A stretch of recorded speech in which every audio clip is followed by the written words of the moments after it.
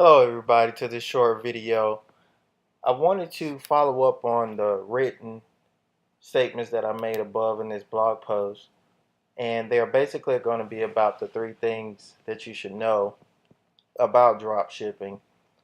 Now, I don't know if whoever's listening to this particular presentation is already in the drop shipping business, or you're looking to start in the drop shipping business. Either way, I think this is going to apply to you. Of course, some of this information you may already know, some of it you may not. Um, but let's go ahead and start.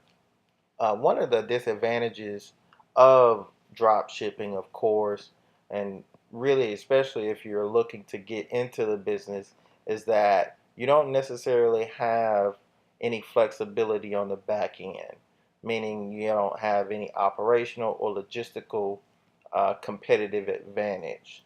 For example, a lot of people they think that when these companies report all of these particular earnings, revenues, and things like that, that it's profit, and it's not profit.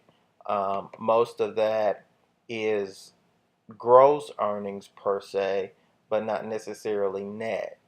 Now you can get, depending on how detailed you do your research, you can get net numbers, and of course, huge online retailers, they have slim margins. So, but the number one thing is, in this particular presentation, you don't have a lot of back end flexibility. So just make sure you understand that, and that's one of the disadvantages of drop shipping. And the second thing is the customer service, and it really stems from the first because when you look at supplying a particular product to the end user, you really want to make sure that their experience is top notch. So you don't have the potential of having a product returned for whether it be damage or, it took too long to get the product, whatever it may be. You need to make sure you cut down on returns as much as possible. Are they going to happen? Yes. But how frequent they happen is really going to be determined on your customer service process.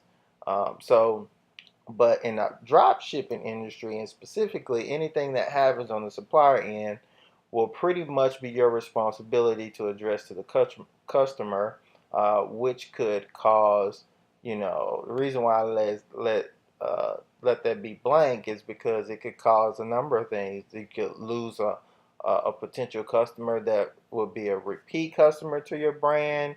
You can lose, um, you know, credibility, and all those different types of things that can really much, um, ruin your success online. So you want to make sure your customer service is impeccable, because you're not, because in the shipping business, you're not the one in control of the product per se. You're going to another company in order to get this product fulfilled.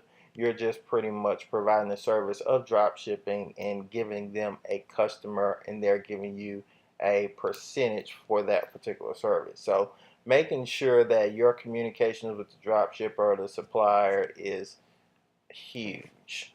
And the last and really one of the things that you really want to make sure to operate a profitable drop shipping company and not just a hobby is to understand your margins. And because your margins are limited in this particular field, um, you want to make sure that, um, depending on what your business model is, some people want to push volume, and because that's pretty much the volume play is The lower the margins, the more products you want to sell. The higher the margins, the lower the products you may have. The lower the quantity you may have to fulfill whatever goal you may have. So just make sure that you understand that. And if you want to get more detailed information on these three topics and more in-depth training on the dropshipping business, click it should be a link somewhere on this particular post where you can sign up for some additional training on dropshipping.